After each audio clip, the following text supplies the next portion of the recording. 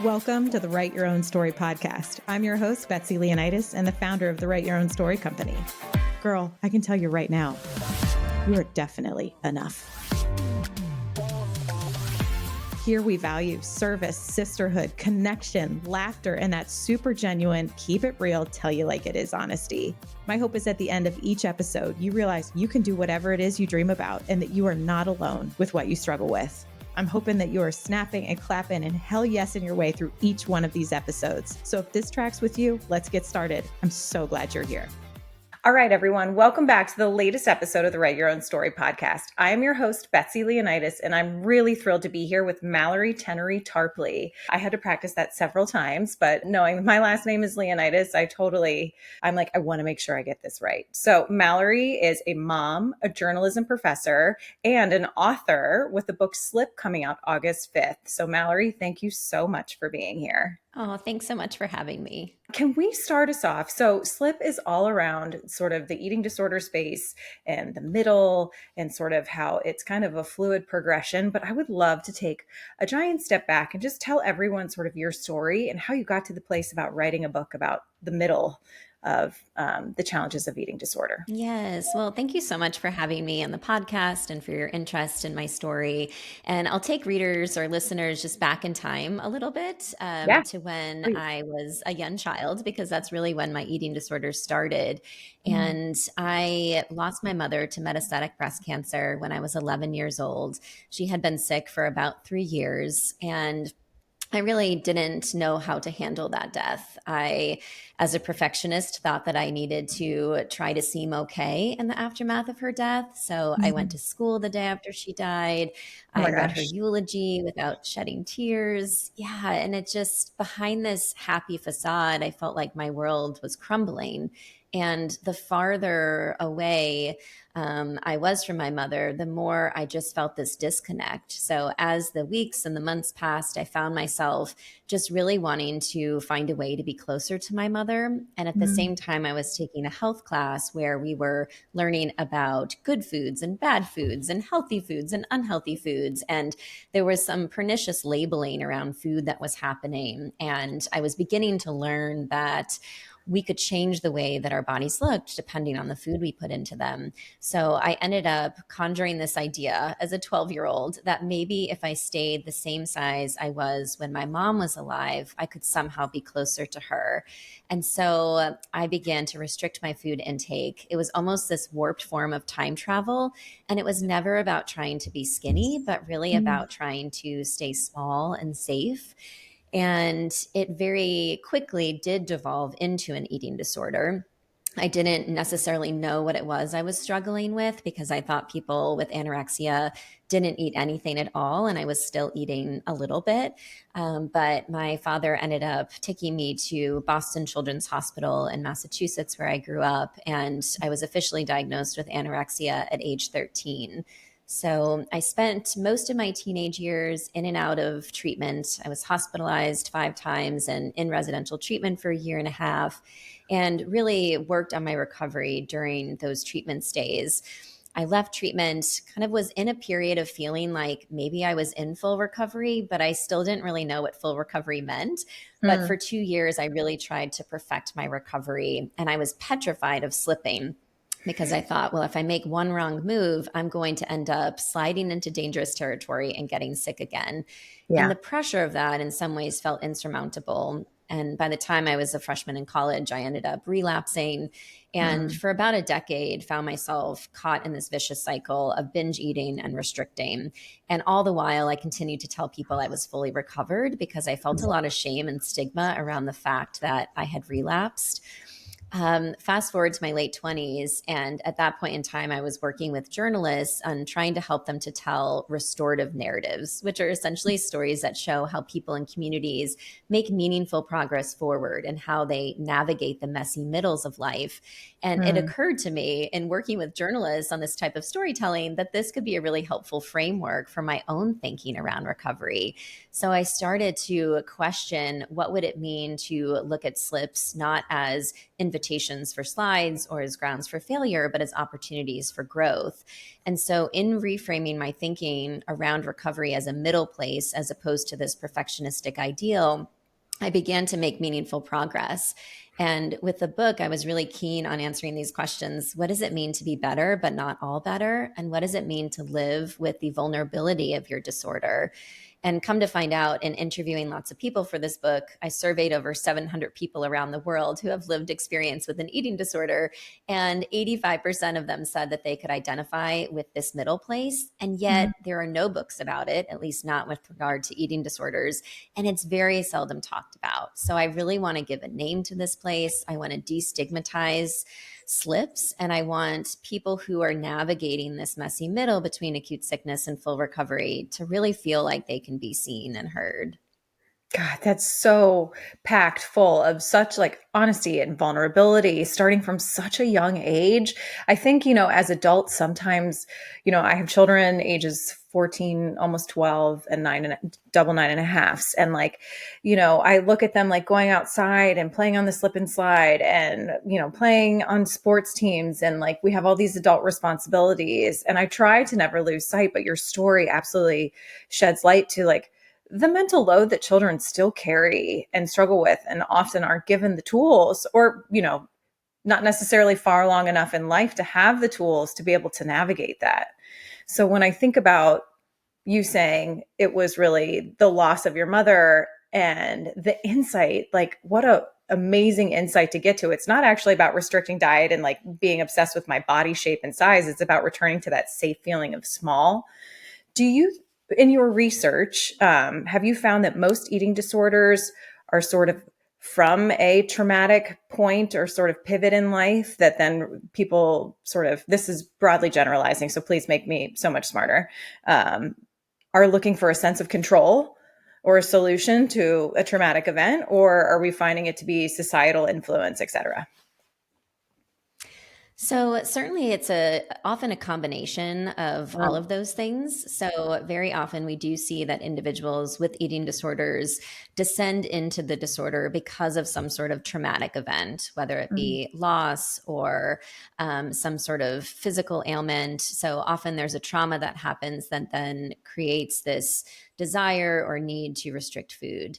But we also know that there are so many other components at play. Sometimes the trigger can be something quite innocuous, like someone choking on food, for instance, and then developing a fear around eating food again, or even an offhand comment that a coach or a teacher or even a parent might make about someone's body. And the repetitive sort of commentary around someone's looks might lead them to end up restricting food intake, which then might lead them into this energy deficit where they're essentially expending more calories than they're bringing in. And that can create a lot of sort of physical and even neurobiological changes that can really keep somebody stuck in the food restriction and stuck in the eating disorder.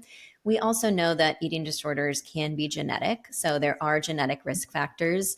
Certainly, girls who have a parent with an eating disorder, particularly anorexia, are 11 times more likely to develop an eating disorder themselves compared to their counterparts who don't have a parent with an eating disorder. And I remember when I heard that, I just, as a mom, felt devastated. But it's important to know that we don't inherit eating disorders, we inherit a vulnerability to them. So Oh, that's a certainly there great. can be genetic risk factors.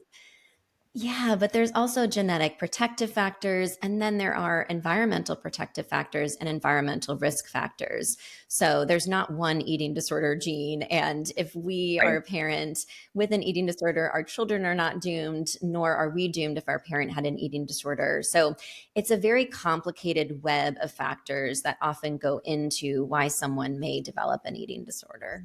Absolutely. No, that makes total sense. And gosh, I feel like as you sort of went through the various factors, I feel like everyone was like, oh, yeah, I can relate to that or that or that. And I think, and I'm curious to know, is eating disorder, like we talk about autism as a spectrum, ADHD as a spectrum, a lot of things is sort of like where you fall on the spectrum of severity is the only word that comes to mind, but that feels harsher than I want it to feel. Depth maybe is a better word. Regardless, um, Is the same go with eating disorder? Like, are you sort of, and I guess maybe that's sort of where we get into the messy middle, if you will. Is that right? hmm Yeah, I think for a long time it's not been thought of necessarily on a spectrum. And that's part of Hmm. why I wanted to write this book to change some of the conversations around eating disorders. I think other fields are more advanced in this way, particularly when we think about the substance abuse field, where it's Hmm. much more common to say that you're in recovery. Within the eating disorder field, that's less common, which is so striking because a lot of people with eating disorders do tend to share the same temperament traits, and there's research to support that. And one of those temperament traits is perfectionism. So, Hmm. if we think about the fact that there is this push for full recovery for everyone in the eating disorder field, and you're talking to a population of people who tend to be very perfectionistic, then it can feel really defeating for those individuals to go about their recovery and to try and reach this full recovery in a very perfectionistic way, only to find that they can't. So, for me, that at least was the case where I was really trying to be perfect at my recovery. And it just Yeah, felt like anytime I faltered, I had failed. And so I do think certainly there are people who identify as fully recovered. I interviewed people for the book who consider themselves fully recovered. So I don't want to discredit that because sure. for some people, that is their reality and that can be possible. But we do know that eating disorders can also be chronic. And there are many people who end up partially recovered. So they're in a better place, like myself, but not fully recovered. It's still something that they have to contend with, and they have to really work on their recovery each day. But that's a population that is so often overlooked, and we don't hear about those narratives. We tend to hear about people who are either sick or who are fully recovered. So that narrative really needs to change, and we need to open up more avenues for talking about people who are on this spectrum and who are in the middle, not just for a brief period of time, but who may be living their lives out in the middle. Absolutely.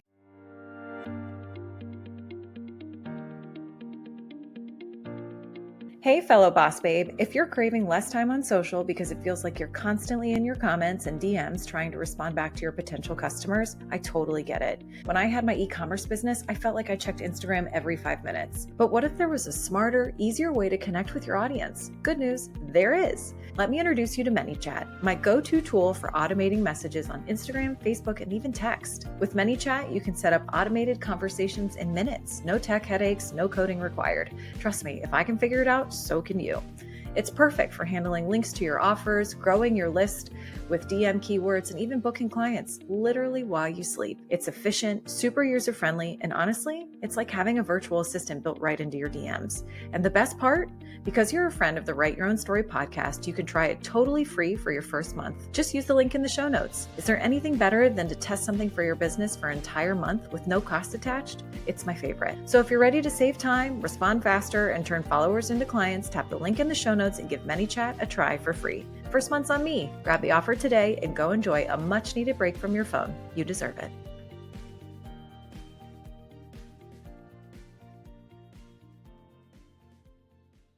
Can you sort of articulate what the middle looks and feels like? Is it someone who, is getting the proper amount of calories and to your point, like their fuel is greater than their energy expended, but maybe the mental struggle? Or what does that look and feel like for people who are like, am I in the middle? Yes, I'm so glad you asked that. And this is not a cop out, but certainly it will vary depending on the person and the eating disorder that they're struggling with. I've been speaking in terms of someone who struggled primarily with anorexia, but also binge eating. But it very often is a place where you are okay physically, in the sense that if you had anorexia in the past, you've now been weight restored. And so you're not in a dire situation physically.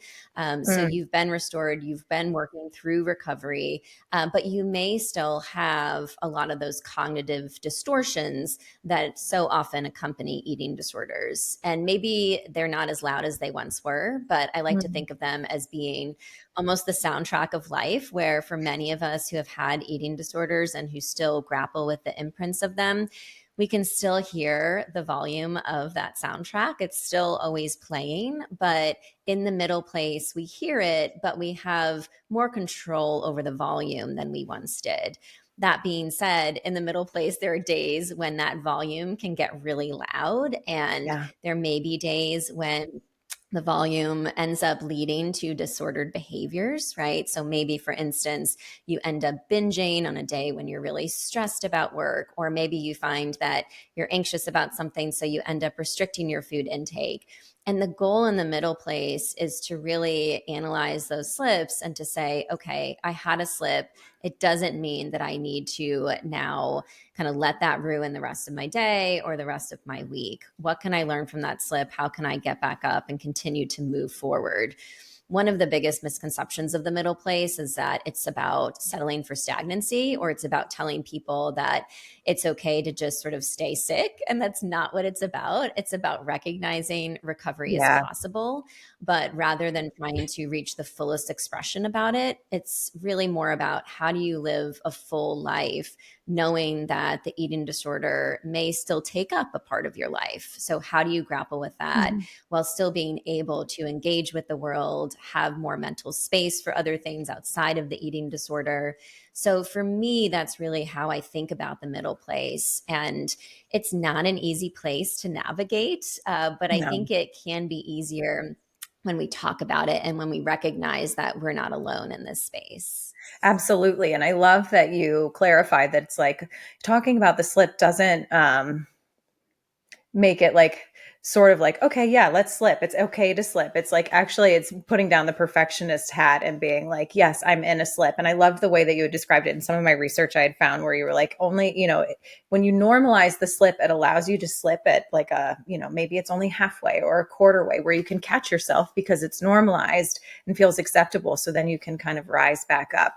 I interviewed a woman who had this wonderful analogy around sort of anything that anyone is struggling with, whether it be depression, these mental slips that we're talking about. And it's like, you can let yourself fall, but only go halfway. Like, stop yourself, be so in tune with yourself to know I'm slipping. This is okay. This is all part of the human experience, and my particular human experience and your particular human experience. But to like be able to have the skills and sort of the mental awareness and the resiliency to then be like, okay, I'm stopping the slip. Now I'm going to rise back up, which is easier said than done. But um, I also really loved your analogy about the volume of the noise. I think eating disorder, negative thoughts, everyone can relate to that volume factor that you're describing. What tips have you learned or what practices do you do to turn the volume down on these loud noises? I think that's really beautifully said. Oh, well, thank you. Well, it's an interesting question because just the other day I was thinking about just turning literally down the volume on my car radio when I heard the third ad for GLP-1s in one day. And so, very Yes. Oh my often we are God. inundated with messaging around losing weight, around our bodies. Even when I was streaming a movie with my kids the other day on Disney Plus, there was an ad for GLP-1s. And so I don't want to Stop. demonize those drugs because yes, it's Right. I crazy. I know. mean, I know. it's I it's know. everywhere. But I do Mm. think that it's really important to call out diet culture when we see it. And so it used to be that when I would hear those ads or see them with my kids, I would turn them down immediately. But just in the past couple of weeks, I've tried to use them as conversation starters to help my Ooh, kids to understand that they're going to be bombarded with messaging throughout their lives that will tell them that their worth is dependent upon their weight. And I said, for some people, these drugs can be beneficial. Like there are some people who have diabetes and who really absolutely. benefit from these drugs, but these are not drugs that you need. And these are often messages that we hear in our society that make us think that it's bad to be in a larger body or that we need to change our bodies in order to feel loved and accepted. And I want you to know that all bodies are worthy of respect, no matter how Mm. small, no matter how big, no matter how short, no matter how tall. And it's often in communicating these messages to my children that I then can think about reflecting on them myself. And we're certainly not going to dismantle diet culture societally anytime soon, but I think No. individually we can try calling it out and helping our children to be aware of it. I certainly try to do that just in terms of even thinking about who I follow on social media, for instance. When I was reporting on the book, I was having to look up a lot about eating disorders, and the algorithms could detect that. And so I was starting to get some toxic content around disordered eating and weight loss. And I had to train the algorithms, particularly on Instagram, which I found it was eventually easy to train the algorithms to feed me content that was more around the idea of body neutrality or body positivity, and health at every size, and sort of things that are important to me as a woman in eating disorder recovery. So I have to be really proactive about what I'm consuming and the messages that I'm sharing with myself, but also with my children, with hopes that they will never have to struggle with an eating disorder in the ways that I have. Yes, I have one daughter and three boys, and even my oldest son, when he was in seventh grade, he as all boys do, they kind of grow out before they grow up. Now I'm like trying to shove as many calories as I can in his 6 foot body, but like he was, bullied for his weight in school, and I'm like, are you kidding me? This goes cross gender. It was so disappointing, and I think, diet culture seems to have had this massive boomerang effect. And I don't know if it's now I'm 43, so I'm in my 40s where perimenopause is hitting and everyone was like, what is with this belly weight? And then with Ozempic and the like of being like, well, you can take this. And I'm seeing, 25-year-old influencers being so skinny. I'm seeing weight loss coaches being so skinny. And it's like, it just, for someone who is a recovering perfectionist as well, I'm like, it sends my mind, it turns the volume up to your point, and it turns the carousel on like high speed. And it's getting harder and harder to embrace your body as beautiful, worthy of respect, and that it truly is like your greatest gift, that it is like the vehicle for your mind and soul and your whole purpose. And like, what a gift to have a healthy body in whatever shape or size. I don't know, I feel like I'm tangenting a little, but I had read I think it was a Shape magazine study, so take the source for what you will, but let's see, 90% of women they surveyed 90% were dissatisfied with their body, and 80% of them had been on some sort of restrictive diet within the past, like very recent. And it just, again, as going back to your point about conversations with kids, like it's hard enough, and it breaks my heart for all of us who are adults dealing with this, but nothing breaks my heart more than to think of the landscape that these kiddos are walking into. I don't know. That was quite the tangent, but I think I really wanted to be able to have part of this conversation be around the influence of society. To your point, the algorithm feeds, like I even think about outside of eating disorder, like all the filtering and things like that, where like, I'm like, oh my gosh, if my daughter comes to me and is like, I would like to get injections. And I mean, I get Botox, I'm certainly not above it, but like, that would break my heart. I'm like, she filtered one picture and I like lost it. I was like, no, I was like, I can't see your freckles. I was like, absolutely not. And so I don't know. And the same goes, there's some really great body positive. Victoria Garrett Brown is one of my favorites. And she will show what something looks like face tuned, they'll do their whole body versus not. And she was like, nothing that you see online is real. Mm-hmm. Yes. I It's don't like know. But for someone, yes. How do you navigate a landscape where we are constantly fed things that are either like not real to one extent, like they're completely, airbrushed and all the things, or they're someone's 99th pose where they finally look the way they wanted to look in it, or like, how do you navigate that with the noise that already exists for this particular topic? And what advice do you have for people who are struggling in that area as well? If you're building your dream business and you know you need to build an email list, but the idea of picking and using an email platform totally overwhelms you, trust me, I get it. But I've got you, girl. Flowdesk is where it's at. Flowdesk is the email marketing platform designed with female entrepreneurs in mind. Think gorgeous, on-brand templates plus powerful workflows that save you hours. I promise you, I've never used an easier email platform with such stunning results. Whether you're sending an email launching a new offer or podcast episode, sharing new news, or trying out a fancy workflow to convert a new email subscriber into a paying customer, Flowdesk helps you show up professionally with ease without spending a ton of time or money. And not to mention, these emails are gorgeous. And because you're a Write Your Own Story podcast listener, you get an exclusive 50% off your first year of Flowdesk. Plus, they'll send you $19 cash back when you join using the link in the show notes. So if you're ready to send stunning emails that convert and actually enjoy the process, click the link in the show notes and give Flowdesk a try. That's 50% off your first year plus $19 back in your pocket. Check out Flowdesk today. It's like your super talented email writing best friend. I promise you won't regret it. Now, back to the episode.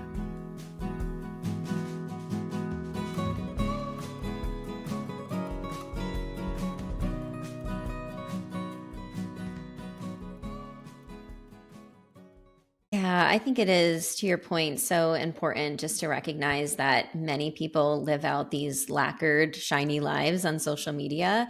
So, what we are constantly seeing and the content that we're bombarded with is often not a reflection of reality. And it's important to also recognize that we don't have to be in love with our bodies. There was a term that I came across when I was doing research for the book, and it's normative discontent, which is essentially this fancy term to describe the fact that research shows that the vast majority of people in our society have some level of discontent with their bodies, to the point where it's more the norm than the exception. So, especially for people who are recovering from eating disorders, to think that we're going to recover and never have a bad body image day or never have tensions around food is almost unrealistic when you think about our society. So, one thing that's been helpful for me is I used to look at all these different social media posts and then compare myself to the other women's bodies. And I would think, oh, I'm supposed to be, as someone in recovery, in love with my body. And I'm supposed to be sort of holding up my body as this beautiful thing. But when I compare it to all these other images, I don't feel like it's beautiful. I don't feel like it's amazing. And it's in many ways helpful to think less in terms of body positivity if you are feeling like that is too hard to attain, right? Some people, they can sort of get to that point where they love their body and they feel like they're really engaged in body positivity. But for me, it's been more important to think about body neutrality. So you can sense from my work that I really like this idea of middle grounds, right? So Same. rather than self-loathing or I have to love my body, what if we just really took a more neutral approach to thinking about our bodies? And this is by no means easy, and it takes a lot of time and practice, but I've tried to think about my body in terms of being a vessel. I think of it less in terms of being an ornament and more so an instrument. And it's something that is not having to be on display, but it is rather something that I kind of use to take up space in this world. And it is what helps me to get through my day. And I think about how my body is so strong for all that I put it through, all of the havoc that I wreaked in my body when I was acutely sick. It still enabled me to have kids. It still carries me through this world. So I really try to take that approach to looking at my body. And when talking with my kids, I also talk about bodies in that way. So that, for me at least, takes the emphasis off of the looks and more so on the functionality of the body. And that for me has been healing in a lot of ways. God, an ornament or an instrument, not an ornament. That I'm just obsessed with that. I think that that is profound, truly. Because I mean, that just takes so much pressure off and it really sheds light to how critical or like sort of unnatural that we are looking at like our body, which is like a very human, it's like obviously a human being, to be an ornament, like a perfectly made something. Like it's very much so an instrument. It has to be tuned. It has to be cared for. Like it serves a purpose. It's part of something beautiful. Oh, I love that so much. Thanks. Yeah. And like, I yeah. I don't think I coined that. I've heard it before, but it's not really discussed all that often. And so Mm-mm. I love sharing that idea because it's just holds so much resonance for me. And I think it can for so many other people too. Yeah, gosh. Okay, so you had mentioned that insight around body neutrality came out of your research. I'm curious just because I am like, as I mentioned before we started recording, I was like, I'm a data nerd through and through. So I'd love to hear like, what are some of those other big aha insights that you, through your vast research that you found that just continue to stick with you? Yes. So, I mean, there's so many. And Sure. one of the ones that really I found interesting was just some of the research around the neurobiology of eating disorders, Oh, because yeah. it turns out that there are sort of brain based alterations that happen when one is sort of in the throes of an eating disorder. And there have been some really interesting studies, particularly around anorexia nervosa, which we hope that there's going to be more studies as well that will be coming out on other eating disorders like binge eating disorder and bulimia. But with regard to anorexia, there are actually sort of changes that happen in the brain. And one of those is brain shrinkage. So when we restrict our food intake, the brain size actually does shrink. Wow. And there's a fascinating study that came out about 2 years ago looking at this. And that shrinkage can lead to loss of brain cells and a loss of connection between them. And it can Mm, help explain why people get stuck in these cognitive ruts when they have anorexia. Now, there is hope for restoration in the sense that once people were physically stabilized and nutritionally rehabilitated, that size normalized. But that's it amazing. does really show just the changes that are happening in the brain. There's other sort of brain based alterations that do occur when someone has anorexia.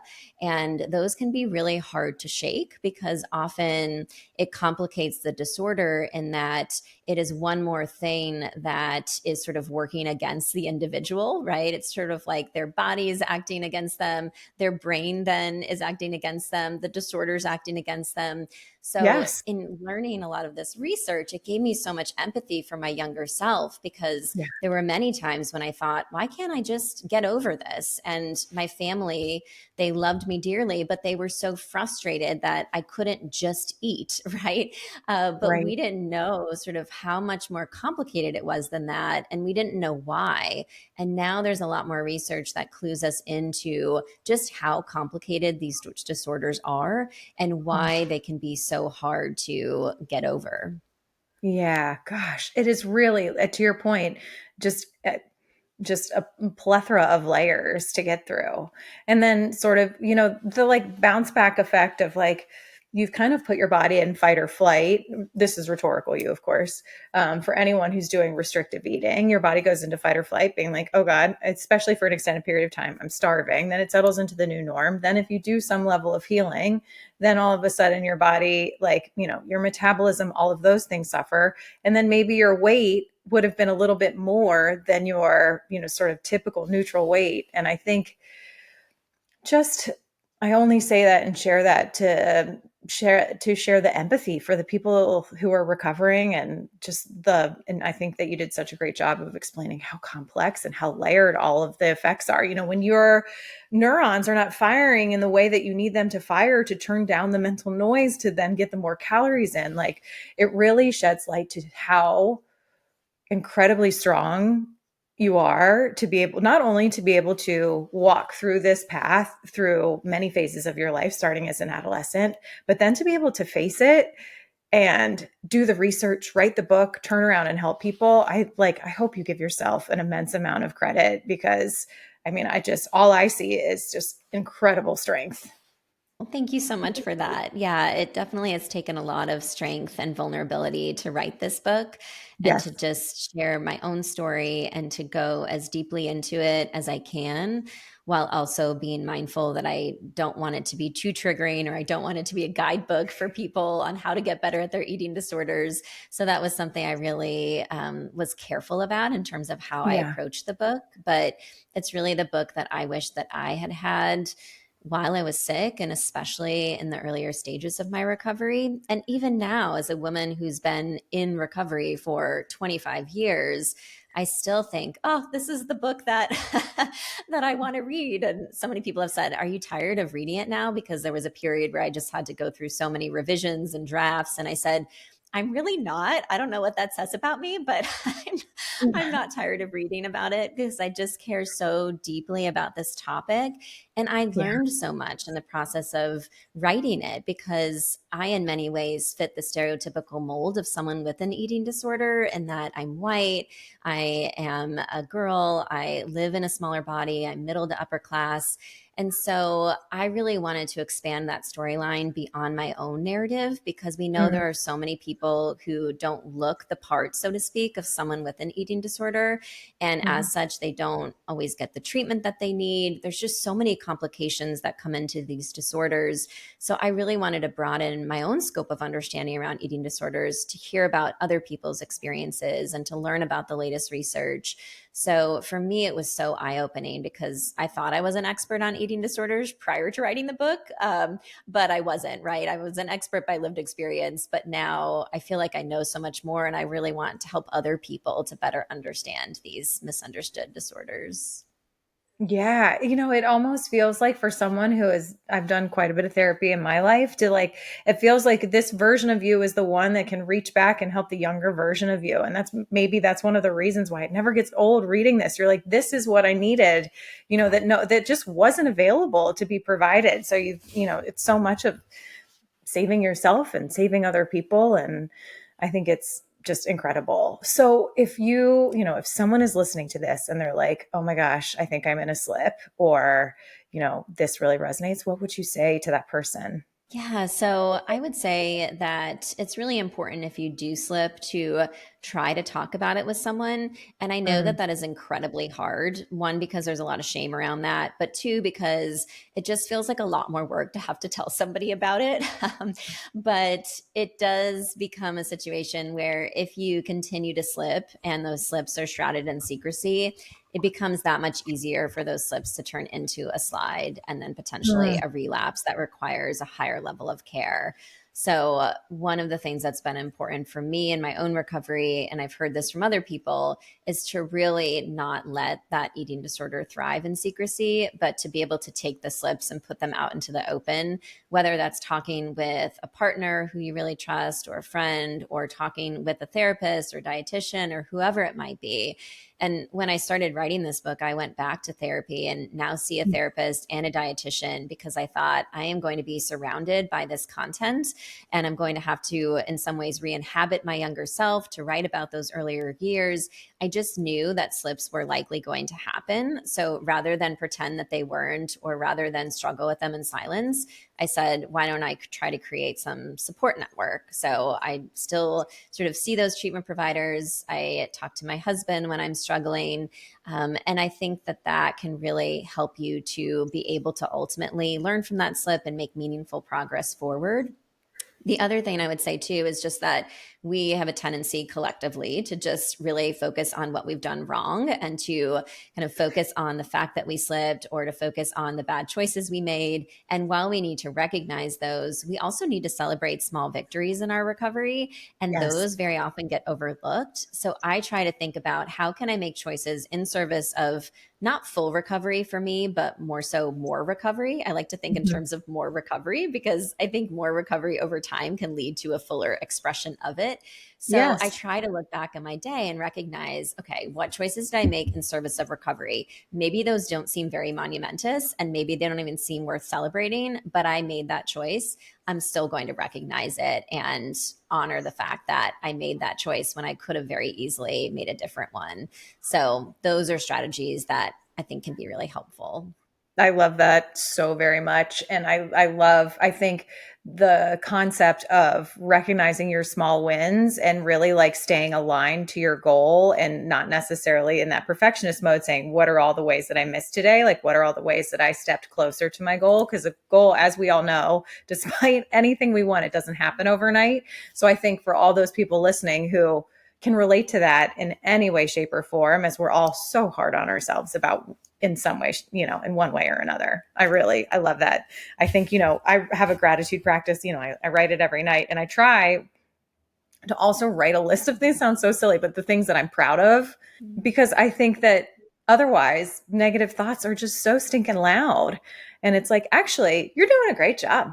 you kind of killed it today. Like, you know what? Like it wasn't perfect, but it's like actually perfect is exhausting and doesn't really exist. So I don't know. I think that sounds so encouraging for someone who really is, striving, especially as they're sort of like holding on tight in the slip to not make it a slide, as you put it. I think that that's awesome, that like it gives you the strength and the courage to be like, no, actually, okay, I'm going back in the right direction. I can do this. I love that so much. Knowing that a lot of my listeners are moms, what would you say to a mom who is starting to recognize disordered eating patterns in their children? What advice do you have? Yeah, so I would say definitely trust your gut and your instincts. If you sense Mm, that something is wrong, pay attention to that, because we do know from research that the earlier a child receives help, the better the prognosis. And very excellent. often there are children who are exhibiting warning signs, but parents don't necessarily notice them or don't know what to say. And if it's gotten to the point where you're noticing it, then likely that child has been already engaging these behaviors for a little while, because there is a lot of secrecy around them. So, one thing to note is that when you talk with a child, you of course want to do it in a non judgmental way, Mhm. and really approach it from a place of love and curiosity, right? I notice, for instance, that you've been going to the bathroom every Mm. time after you eat, and that's concerning to me. I wanted to just create some space for us to talk about that, right? Or I noticed that you just seem like you've retreated inward at meal times and you're not enjoying the foods that you once really loved. Why do you think that is? Or what do you think is going on there? Right. And trying to kind of take this somewhat gentle approach, knowing that the child may very well deny it, because we know that denial is a very common factor that plays into eating disorders, particularly among children. So the important thing is to broach that conversation and to continue to broach it. Don't just sort of have a one and done conversation, particularly if you're noticing these behaviors recurring. But what I will say is that if you're not really getting anywhere with that conversation, it is really important to try to seek care for your child. That may mean taking them to the pediatrician, it may mean trying to find a specialized provider. It's compounded and complicated by the fact that research shows the average doctor gets 0 to 2 hours of training on eating disorders, Oh gosh. which is mind boggling when you consider that Yes. 30 million Americans will struggle with an eating disorder at some point in their lifetime. So I did interview many people who said that because they were never clinically underweight, there were doctors who dismissed them or didn't think that they had an eating disorder.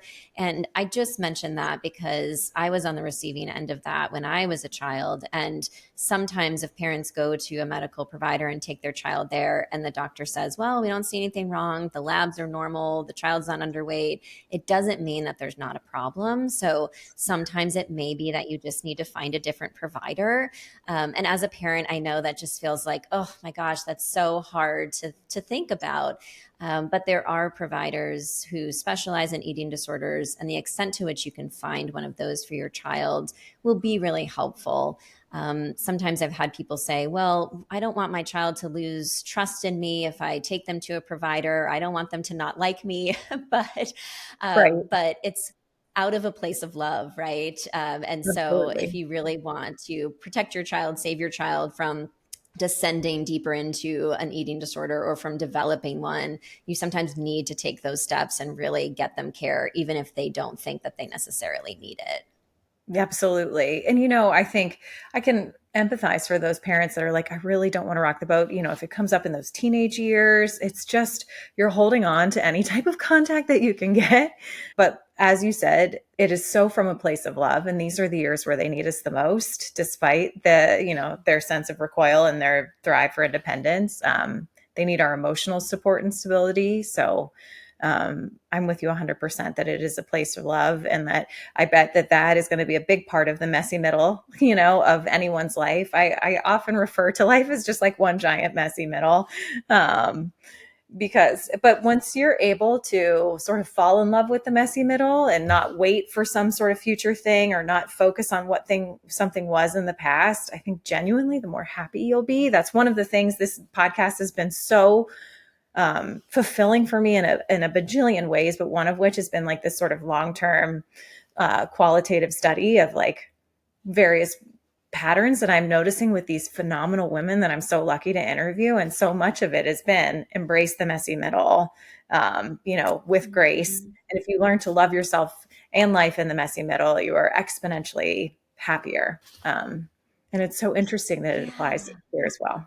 Yes, I think that it's an apt metaphor for grief as well, because when I think Oh, about just my mom dying, I mean, for a long time I thought, oh, I need to arrive at some place of closure, right? It's been, however many years. Why am I still crying? And rather than thinking about it being kind of these 5 stages of grief with a finish line and a sense of yeah. closure, I really think of it as more of a middle place because I still carry the load of that loss, but it has lightened over time. And my hope is that it continues to lighten. But it won't ever go away. It's always there. And I've been Yeah. thinking about this a lot just in the past few months because I turned 40 in May, and that's the same age that my mother was when she died.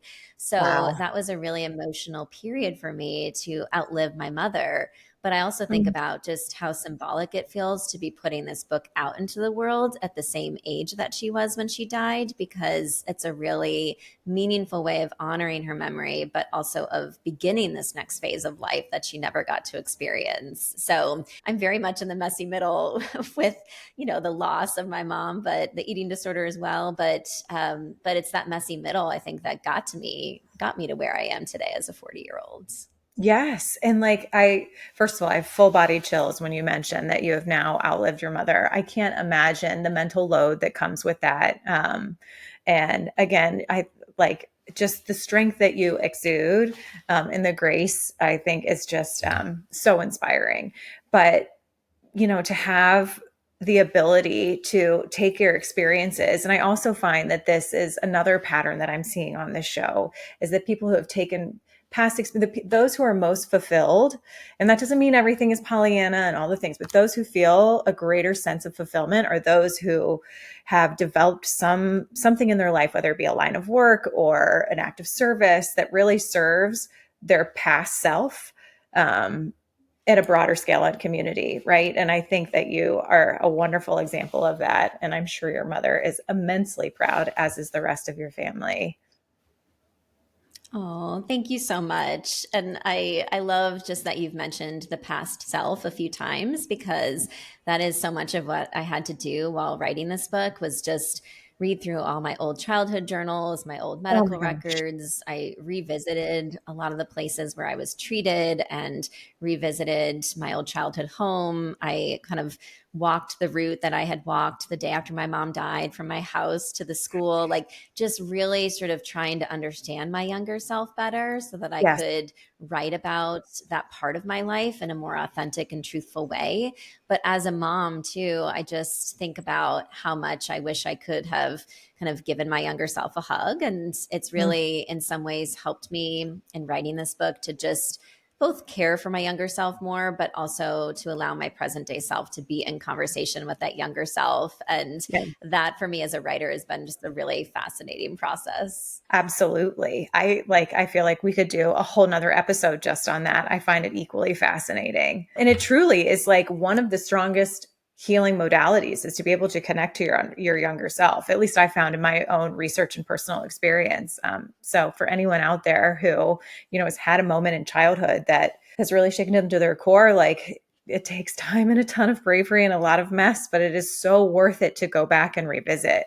Yes, for sure. I think that revisitation was really powerful for me in ways that I didn't expect. And so I'm really glad that I took the time to do that because I learned a lot in the process. Absolutely. Okay, so if people are like, "Oh, I struggle," or "I love someone who struggles," or "I just this feels like something I want to be more aware about," how can we get connected to your great work? Oh, well, thank you. I would love for your listeners to check out my book. It's titled Slip, and it's available wherever you buy books. So it will be out in bookstores on August 5th, but you can pre order it. And pre orders are super helpful for authors. So if you plan to order it anyway, might as well pre order it, and then you'll get it in the mail August 5th.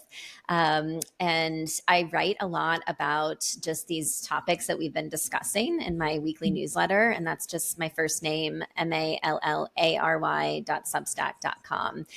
So happy to be a resource for listeners. And I'm just really delighted share my story and hope that folks found some points of relatability in it. I have no doubt that they did. Absolutely. Mallary, thank you so much for your time. Again, thank you for the work that you do. Everyone out there, I know this sometimes feel like a touchy subject to talk about, but be brave enough to share this with the people in your life that you think could resonate or benefit or just use some awareness, obviously from a place of love and compassion. But I think that this is a really critical episode to share because as you mentioned, it runs far vaster and deeper than I think any of us really know. So please share this episode with those that you love who might use a message like this to better their life. So Mallary, thank you again so much for your time. Everyone, please go check out her content, get in her Substack, follow her on social, and absolutely pre-order the book. And thank you everyone for listening. We'll catch you next time. Well, that's the end of this episode, but promise me, you won't stop here with whatever it is you're feeling or dreaming about. I hope you leave today feeling empowered to live life just as you see fit. If this podcast was helpful to you, it would mean the world to me if you could leave a review on whatever platform you're listening on. I genuinely just want to help women live the life they dream about. So if this type of content tracks with you, subscribe to this podcast or visit our website, writeyourownsstory.co, to download digital courses or to grab a journal and a mug to just dream in and dream with. It's your life, lady. Do you. And just remember, I'm rooting for you and you've totally got this.